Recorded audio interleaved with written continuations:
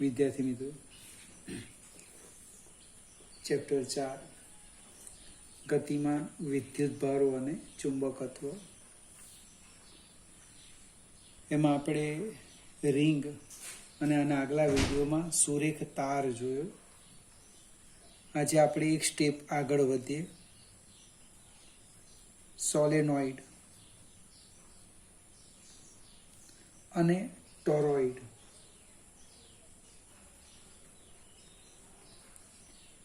સોલેનોઇડની વાત કરીએ.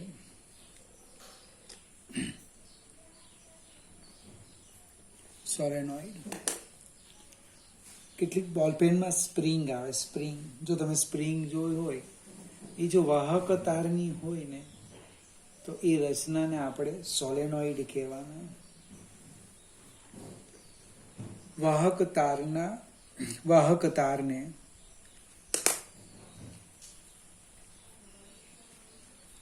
વાહક તારને પાસે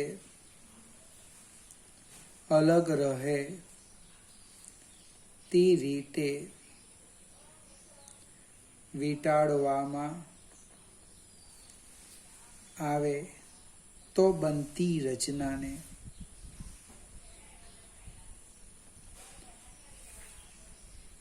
સોલેનોઇડ કહે છે. ટૂંકમાં તમારી આંખ સમક્ષ સ્પ્રિંગની કલ્પના કરો. સ્પ્રિંગ એ વાહક તારની બનેલી છે. એ વાહક તારને પાસે નજીક અલગ રહે તે રીતે વાસ્તવિક અથવા કાલ્પનિક નળાકાર પર વીંટાળવામાં આવે તો બનતી રચનાને સોલેનોઇડ કહે છે. હવે સોલેનોઇડના બે પ્રકાર છે.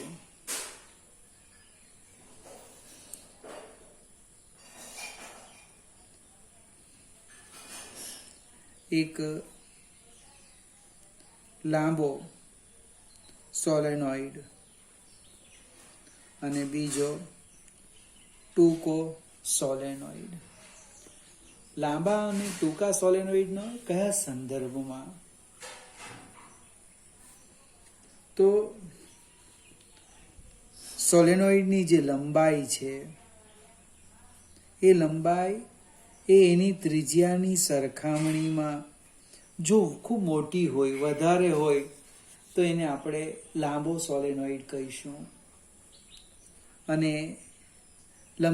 સોલેનોઇડની જે લંબાઈ છે, એ લંબાઈની સરખામણીમાં ત્રિજ્યા વધારે હોય તો એને ટૂંકો સોલેનોઇડ કહીશું. આપણે જે અભ્યાસ કરવાના છે એ લાંબા સોલેનોઇડનો કરવાના છે. સોલેનોઇડની એક સ્ટેપ આપણે આકૃતિની વાત કરીએ, આગળ જઈએ.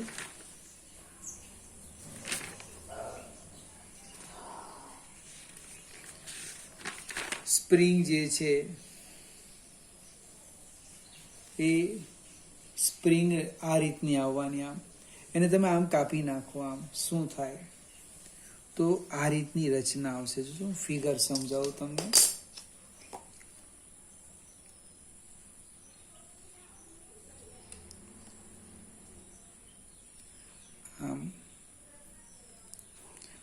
અને તેને લંબાઈને સમાંતર પુસ્તકના પાના સાથેનો આડછેદ લીધો. હવે જે તાર વીંટાળેલા છે એમાંથી ધારો કે પ્રવાહ પસાર થતો હોય તો અહીંયાથી બહાર નીકળે. આ બહાર નીકળતો બતાવીએ. આ બધા તારમાંથી જે પ્રવાહ છે એ બહાર નીકળતો છે. અહીંયા પ્રવાહ અંદર દાખલ થાય. આ સોલેનોઇડની આપણે અક્ષ લઈ લઈએ.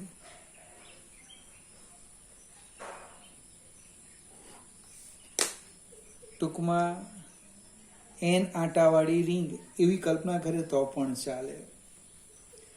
હવે પરિસ્થિતિ કેવી થાય તે જોઈએ. હું લાંબા સોલેનોઇડની વાત કરું છું.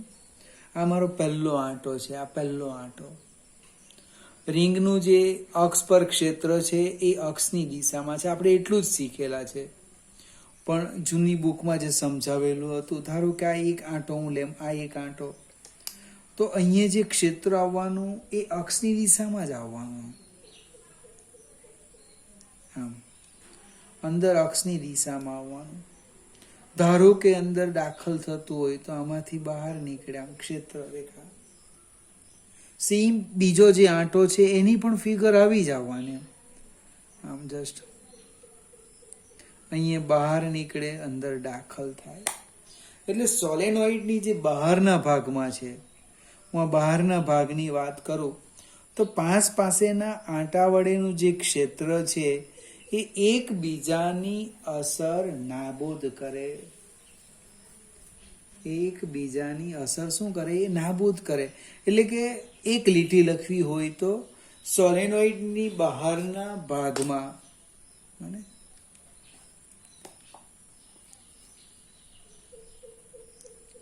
સોલેનોઇડની બહારના ભાગમાં ચુંબકીય ક્ષેત્ર શૂન્ય થાય. હા, એના છેડા પાસે એક થોડુંક વેરિએશન આવશે, પણ બહારના ભાગમાં ક્ષેત્ર શૂન્ય અને અંદર ચુંબકીય ક્ષેત્ર એક સમાન અને દિશા કઈ? અક્ષને સમાંતર. અક્ષને સમાંતર. સમાન વિદ્યુત ક્ષેત્રની વાત કરી તેમ સમાન ચુંબકીય ક્ષેત્ર જોઈતું હોય તો આપણે સોલેનોઇડનો ઉપયોગ કરીએ. એની અંદર દરેક બિંદુ પાસે ક્ષેત્ર કેવું આવવાનું? સમાન અને દિશા કઈ? અક્ષને સમાંતર આવવાની. ફરીથી સોલેનોઇડ એટલે વાહક તારને પાસે અલગ રહે તે રીતે વાસ્તવિક અથવા કાલ્પનિક નળાકાર પર વીંટાળવામાં આવે તો બનતી રચનાને સોલેનોઇડ કહેવાય. આપણે પ્રેક્ટિકલમાં એક રિયોસ્ટેટ જોવાના છે. રિયોસ્ટેટ શું છે? વાસ્તવિક નળાકાર પર તાર વીંટાળેલો છે, એ અવરોધક તાર છે. આપણે વાહક તાર લઈ લઈએ તો એ સોલેનોઇડ થઈ જાય. ઇલેક્ટ્રોનિક્સ વાળાની દુકાને જાઓ, સર્કિટ પડી હશે તો તાંબાના જાડા તાર વીંટાળેલું ગૂંચળું દેખાતું હશે, નાનું સરખું. એ કાલ્પનિક નળાકાર. એ શું છે? સોલેનોઇડ છે. આપણે મેઇન પ્રશ્ન પર જઈએ. ફરીથી એક વખત સોલેનોઇડની બહારના ભાગમાં ચુંબકીય ક્ષેત્ર શૂન્ય, અંદર સમાન અને અક્ષને દિશામાં. પ્રશ્ન કયો છે? તો આપણો પ્રશ્ન છે ચુંબકીય ક્ષેત્ર શોધવાનો. તમને જે પ્રશ્ન પૂછવાના એ સોલેનોઇડની વ્યાખ્યા આપી તેની અંદર ચુંબકીય ક્ષેત્રનું સૂત્ર મેળવો. ફરીથી આપણે એક સોલેનોઇડ લઈ લઈએ અને આકૃતિનું વર્ણન પણ કરીએ અને આ રીતના વિચારી જસ્ટ.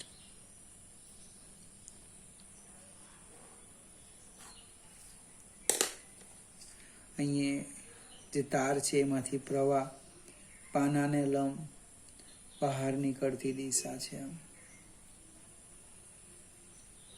અહીંયા અંદર પ્રવેશતી દિશા.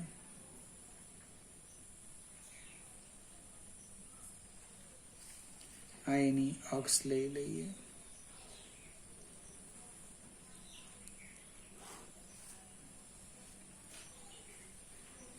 હવે કોનો ઉપયોગ કરવાના? એમ્પિયર સર્કિટલના નિયમનો. એટલે આપણે એક લૂપ લઈએ. મને એમ્પિયર લૂપ એ કેવી લઈએ તે સમજાવું. એક ચોરસ લંબચોરસ લૂપ લઈએ. જો આ રીતના. આમ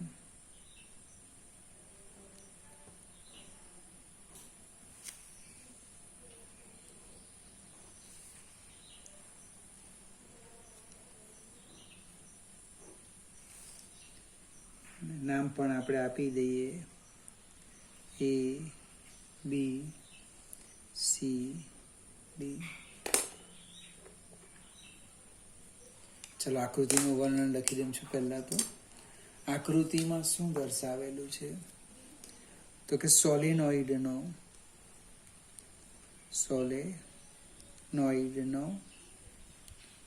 પુસ્તકનો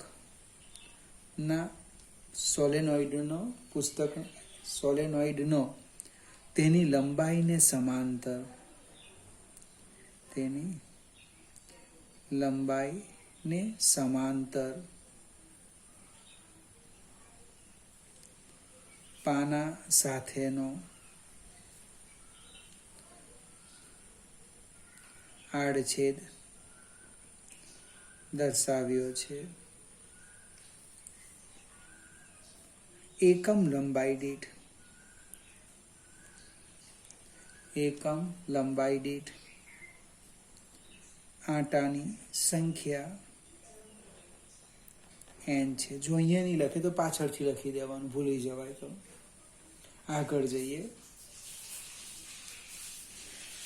આકૃતિમાં દર્શાવ્યા પ્રમાણે, આકૃતિમાં દર્શાવ્યા પ્રમાણે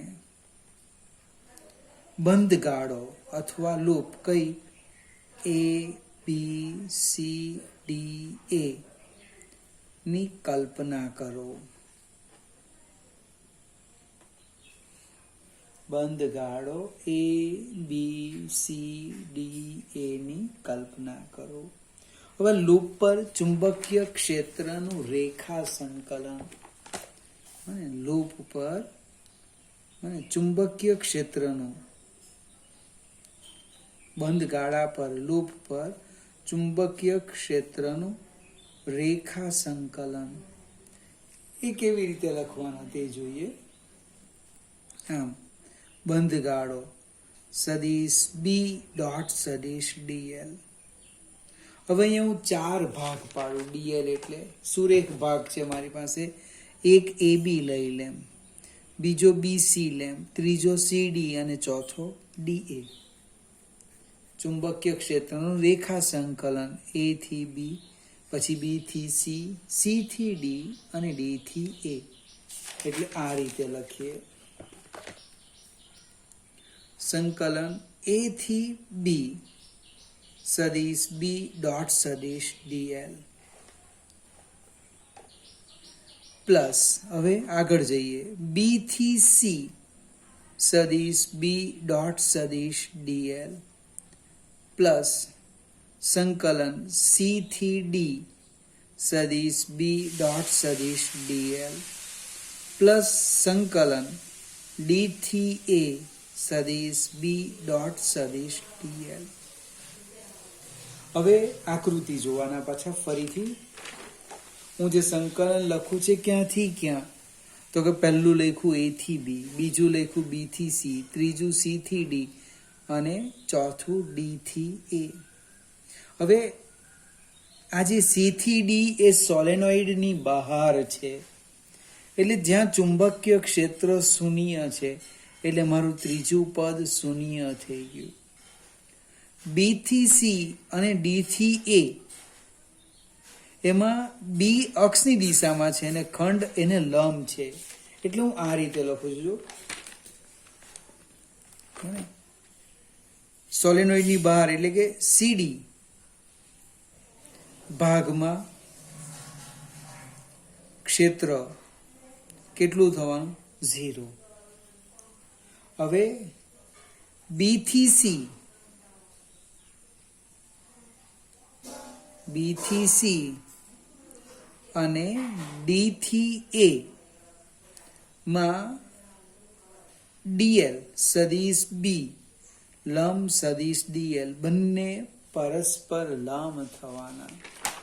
કારણ કે ક્ષેત્ર આની અંદર જે છે એ અક્ષની દિશામાં, આ દિશામાં છે, અને તમે આમ જાઓ છો, આમ બંને કેવા થવાના? પરસ્પર લંબ થવાના. કહેવાનો અર્થ લંબ થાય એટલે cos π/2 ઇક્વલ ટુ 0. એટલે કયા કયા પદ શૂન્ય થઈ ગયા? B થી C સંકલન શૂન્ય થાય. કેમ? તો કે theta is equal to π/2. C અને D પાસે B 0 છે અને D થી A માં ફરીથી લંબ છે, એટલે ડોટ મૂક્યું છે. ડોટ એટલે cos π/2. બને અહીં લખી દે ને, એટલે કે cos theta cos π/2 equal to 0. એટલે 3 પદ કેન્સલ થઈ ગયા. તો બંધ ગાળા પર ચુંબકીય ક્ષેત્રનું રેખા સંકલન એ શું થવાનું? તો કે સંકલન બી ડોટ ડીએલ ક્યાંથી ક્યાં એ થી બી સુધી. હવે એ થી બી માં તમે જો, તમે જાઓ પણ અક્ષની દિશામાં છે જો, અને બી પણ આ જ દિશામાં છે. કહેવાનો અર્થ સદિશ બી સમાંતર સદિશ ડીએલ, સદિશ બી સમાંતર સદિશ ડીએલ એટલે કે cos 0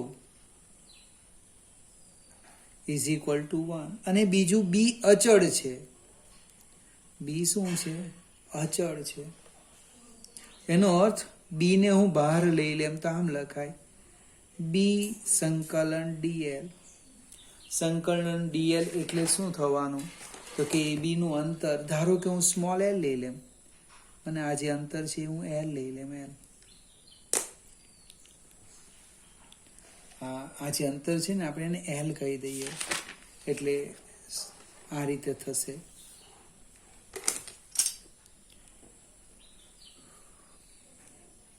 સંકલન સદિશ બી ડોટ સદિશ DL is equal two BL. સમીકરણ 1.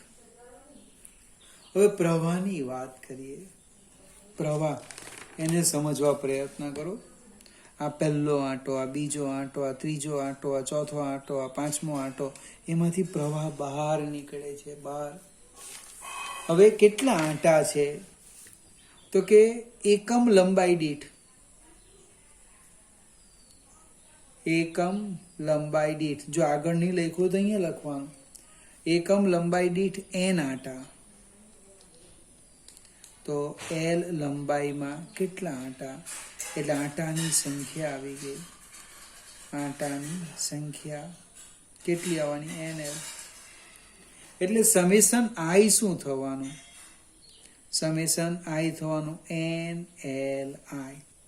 એક આંટામાંથી I એમ્પિયર પ્રવાહ, તો NL આંટામાંથી કેટલો? બને આપણા આ બે સેપરેટ સમીકરણ શોધી કાઢ્યા. હવે એમ્પિયર સર્કિટલનો નિયમ લઈએ. જો એમ્પિયર સર્કિટલનો નિયમ બને સંકલન બી ડોટ ડીએલ બંધ ગાળા પર બરાબર μ0 સમેશન I. આ બંને જ કિંમત આપણે મૂકી દઈએ તો શું થાય? BL equal to μ0 summation I n L I. લગભગ L અને L નીકળી ગયા એટલે આપણું ખૂબ અગત્યનું સૂત્ર આવી ગયું. B બરાબર μ0 NI. 2 માર્કમાં આ પૂછી શકાય એવો પ્રશ્ન છે. કાં સોલેનોઇડ કાં ટોરોઇડ, ઘણી બધી સંભાવના. એની પૂછવું હોય તો 4 માર્કમાં રિંગ પૂછી શકાય. આમાં સમજવાનું શું છે? આ જ સ્ટેપ છે અગત્યનું કે લૂપ પર જે ચુંબકીય ક્ષેત્રનું રેખા સંકલન લીધું એમાં ભાગ પાડી દે. A થી B, B થી C, C થી D, D થી A. C થી D ત્યાં B0 છે અને આ બેમાં શું છે? B અને DL પરસ્પર લંબ છે એટલે 3 પદ શૂન્ય થઈ ગયા, બાકી રહી ગયું એક. એની સમજૂતી આપી દીધી. B અચળ બહાર લઈ લીધું, θ = 0 છે. એકમ લંબાઈ દીઠ n આંટા, તો L લંબાઈમાં કેટલા? તો કે NL. એક આંટામાંથી કેટલો પ્રવાહ પસાર થાય? I ampere. તો આટલામાંથી કેટલો? આટલો. કિંમત મૂકો એટલે જવાબ આવી જાય. કેટલા માર્ક્સ મળે? 2 માર્ક્સ મળે. ફરીથી સોલેનોઇડની અંદર ઉદ્ભવતું ચુંબકીય ક્ષેત્ર B બરાબર μ0 NI. હવે એક સ્ટેપ આગળ વધ્યો, અથવા આજે આપણે અહીંયા અટકી ગયા. એટલા માટે તમે આ થિયરી કમ્પ્લીટ શીખી લો. ટોરોઇડ સેમ આ જ ચર્ચા કરવાના છે, ભેગી કરી નાખશો તમે. મને તો મજા નહીં આવે એટલે હું કાલે કદાચ બપોરે કે સવારે મૂકું એ પહેલાં તમારે આ પ્રશ્ન બરાબર જોઈ લેવાનો.